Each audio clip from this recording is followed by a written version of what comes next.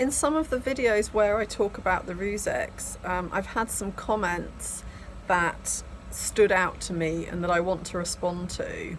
So one of the comments, to be honest, made me feel nauseous, and that doesn't happen easily. I've had so many comments from trolls since I started this channel, and got rid of so many of them, and I usually just see them as small children desperately wanting attention, you know, and feel quite neutral towards them. But this person wasn't a troll, and she didn't even have any, you know, she didn't have any bad intention.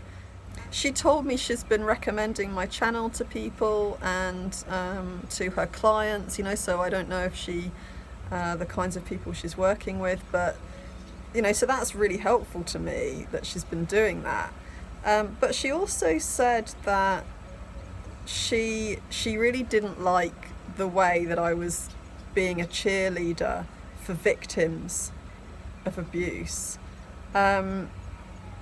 And she felt that this Dr. Phil interview had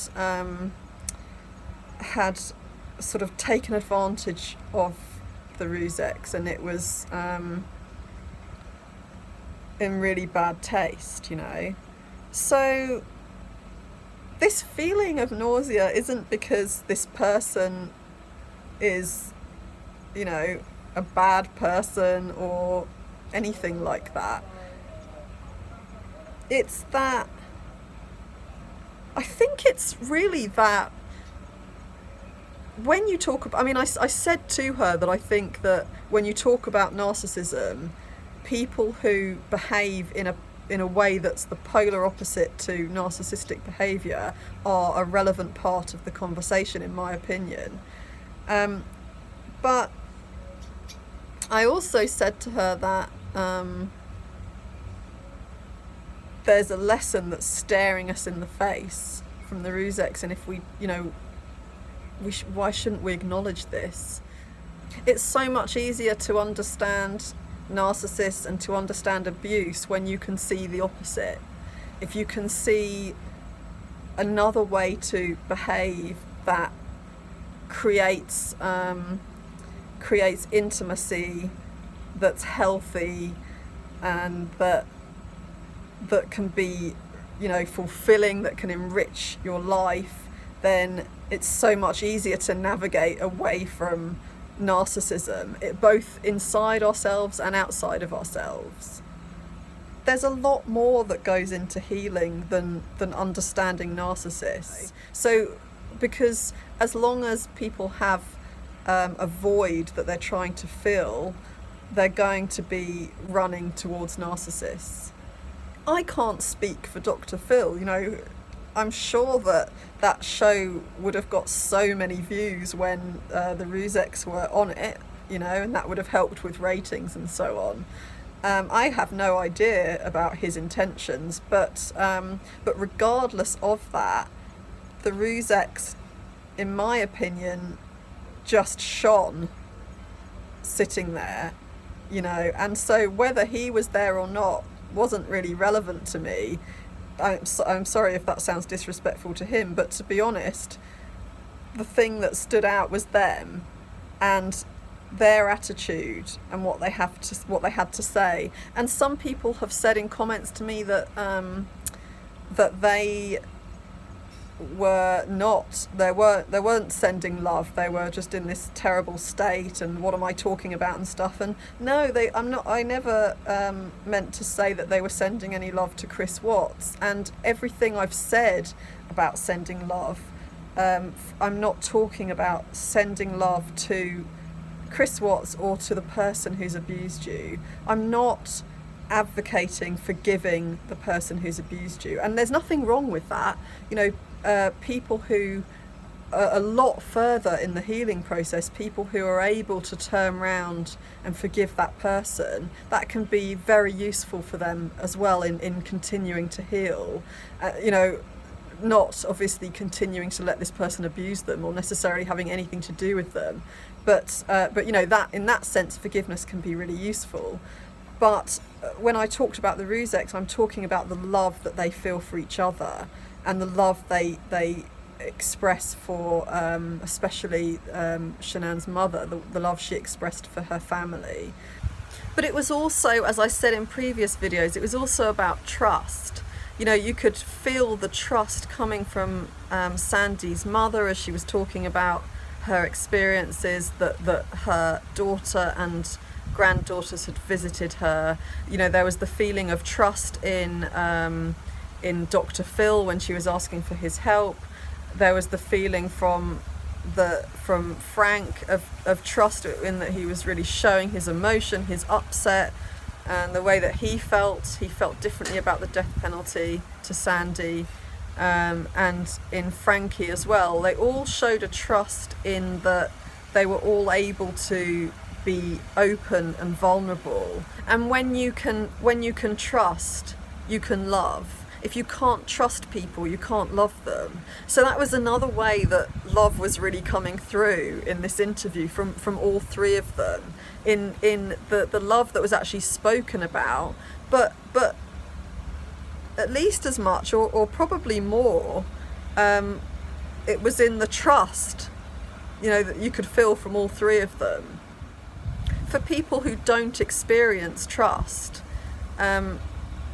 seeing people like the Rzuceks in action can help them to see that there's another way of being, that there are people who trust. And so, and when you meet someone who can trust, it helps you to trust them as well, you know, and all of this creates intimacy. And so they're an example of how to be intimate. Once you understand how a narcissist operates, there's a lot more still to be done, and that is looking inside ourselves, you know, and building up strength in ourselves. A narcissist is a very weak person, and narcissistic traits inside ourselves weaken us. And so when we can be aware of them, that can help us to rebuild ourselves, you know. When I talked about the shame inside all of us and that we need to show it love, I say that because in doing that builds strength. When people experience narcissistic abuse, they lose a lot of confidence and they end up needing to be validated, partly because they've been manipulated so much into doubting themselves and feeling that they're to blame for a lot of things. And so what can really help them is to have their experiences validated. But when we need a lot of validation, that in itself is narcissistic. It's necessary. There's a long time while you're healing that you need validation. So I'm not judging that. It's a really important thing that's really necessary. But going around needing validation from people means that we are not able to focus on other people and on their needs. It means that we're always preoccupied with our own needs. And so another part of healing is to start to need less validation, you know, to find a way to give it to ourselves and to need less of it from other people. And so, you know, that's sort of further down the process of healing than just learning about narcissists and just getting that validation. And what the Rzuceks have shown us is just a message of healing. And so whether they were asked on to Dr. Phil for the right reasons or for the wrong reasons, the fact is that being there gave them a stage to teach people, to be a clear polar opposite to the family that Chris Watts came from. So I think what made me feel nauseous was was, I guess, the idea that narcissism and people's interest in narcissism was winning over the lessons of what the opposite is, and how valuable that really is, especially to people who haven't really experienced it, who've come from backgrounds with narcissists, you know, and then surrounded themselves through doing what's familiar to them. You know, people behave according to what's familiar to them, and so they often, if they've been abused in the past, they'll often attract abusive people later on. And so many people won't have actually encountered people like the Rzuceks much in their life, and if they have, they might have not really fully noticed what they're seeing, because they're so used to seeing a pattern of how people can be, that they've become accustomed to viewing people as all potentially abusive, and then they can become afraid of people, really, you know. And so I would say that noticing people who express love and act on love in life, no matter how awful things are for them, they're still able to focus on love. I would say that focusing on those people is at least as important as learning about the other people, the abusive people. We can copy people, we can learn from their examples, and we can take those good bits and put them inside ourselves and live from them. Another viewer made a comment about how the people on either side of Shanann's mother, Sandy, you know, how she had her husband and her son, and the strength of that kind of masculinity that they present. And so I wanted to mention that, you know, what masculinity can be, the strength in it when men can show their vulnerability, because most narcissists are men. It's a fact, and it doesn't mean that the narcissists who are men are any more destructive than the female ones by any means. But there is a sort of trend in our society for men to almost be rewarded for behaving narcissistically sometimes. I think with women, there's a kind of narcissism that's also encouraged by society, which is about how they look. You know, this that we're encouraged to focus on how other people are going to see us rather than on who we are, you know. But with men, it's more about connecting to their feelings, that it's thought to be unmanly for them to be vulnerable and just connected to all their different emotions. And so seeing this polar opposite in these two men who have both expressed vulnerability at various times was, you know, with Shanann's father having cried in court, and her brother expressing it a few times on Facebook and so on, and also in court. That there's just so much power in that and so much strength in it. There was a comment from someone talking about how he or she had empathy for Chris Watts, and a few people responded to that, including me, and I felt like it was such a great opportunity to talk about empathy with an abuser, and how dangerous that can be. But unfortunately that comment was taken down, maybe because some people didn't agree with this person and they felt uncomfortable with it being there, I don't know. But having empathy with a person like Chris Watts, there's nothing wrong with that if you feel empathy from a distance. You know, you can empathise with the fact that he would have been a victim of abuse himself when he was growing up. You know, he would have been emotionally abused and neglected, in my opinion, because that's the case with all narcissists. No one just becomes a narcissist without that. And so in that sense you can empathise with somebody like that, but when it becomes dangerous is when you project your own when you project yourself onto an abusive person.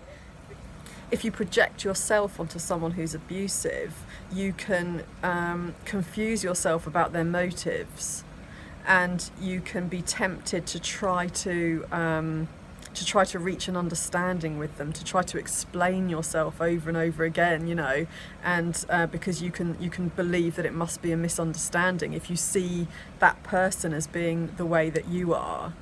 Because if you're an empathic person, then you're going to be careful with how you treat people, and you're probably not going to want to hurt them unless at least you feel like they've really wronged you, and so when you buy into that way of thinking, you can believe that you've either done something wrong or that the narcissist is thinking logically and thinks you've done something, when in reality they're not thinking in a rational way.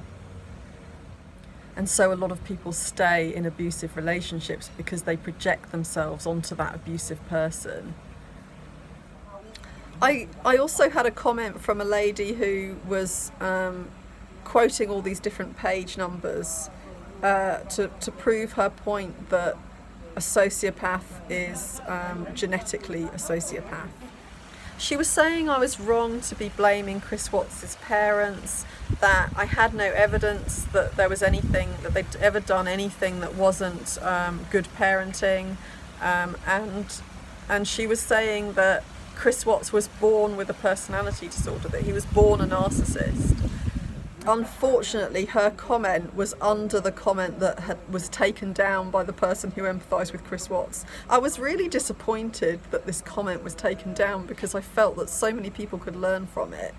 But anyway, so I responded to her, and it's the longest response I've ever written to a comment. But this, again, was another comment that caused me to have quite a strong reaction. And I think the reason I had a strong reaction to that was because to me it's just such a dangerous way to view the world. And and it's also something that can easily be it can be easy to believe, especially if you're somebody who is a parent, and if your children have suffered from abuse from you. I don't know if that's the case with this lady. I don't know why it was so important to her to try to prove the genetic influence behind narcissism and sociopathy, but certainly it's very easy to use that as a scapegoat for why people turn out the way they do. When it comes to parents, if parents are continually telling their children that they're crazy, that it had nothing to do with their parenting, the way the child has turned out, even if they blame genetics, they're still saying that nothing in what they have done will have influenced their children, and that reinforces the self-doubt in the person who has been abused. It means that they can't get any validation. You get some narcissists who will apologise, even if they'll just carry on and do the same thing again. At least at some point they say to the victim, yes, I recognise that I did this. But for people who've grown up with a narcissistic parent and constantly had this message that their behaviour and their feelings are not valid, that they're all in their head, and that they're mad, that just adds to the abuse. It's impossible to be born with a personality disorder. A narcissist becomes a narcissist because they didn't get the emotional support they needed growing up. And so when they're born, they're fine, but at a certain age, they get stuck at that age. Sometimes it's as young as 3. You know, if they didn't get the adequate emotional support, they end up being stuck at about the age of 3 emotionally. And that's why you can get narcissists who can lose their temper really easily and basically behave like 3-year-olds. Children who are that age only know how to think about themselves, and they haven't yet learned to think about other people. That's why narcissists are so preoccupied with just themselves, because they've never developed emotionally beyond that. And genetics can't create that. The only thing that means we suddenly stop developing emotionally is something happens to us. In the DSM-5 criteria, sociopathy and psychopathy are now bracketed under the same category because there was so much disagreement amongst experts about what exactly each was and how they were different. And so while people were saying that that a psychopath has a genetic link and a sociopath doesn't, I think that there's a lot of crossover and that genetics comes into everyone's personalities. But the question is how much, and how much of our personalities has nothing to do with genetics and is just a result of our experiences. And that's the part that I focus on because it's the only part that we can control. And not only that, but it's been proven over and over again that without that, we don't become psychopaths, we don't murder people, and we don't become abusive. It's not enough to have a genetic link. In every case, there is also the link from the experiences that people have had.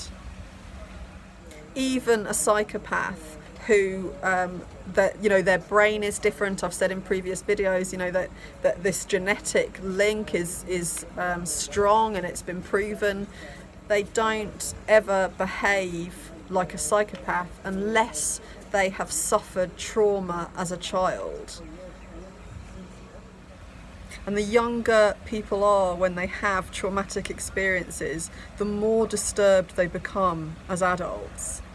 I think what made this lady's comment even more sort of dangerous to me is just the number of pages she was quoting. There were so many different posts, some of which I deleted because she was quite, I guess, bordering on abusive, just very rude. But the fact that she was quoting all these page numbers, that's obviously she needed to make a point that she was, that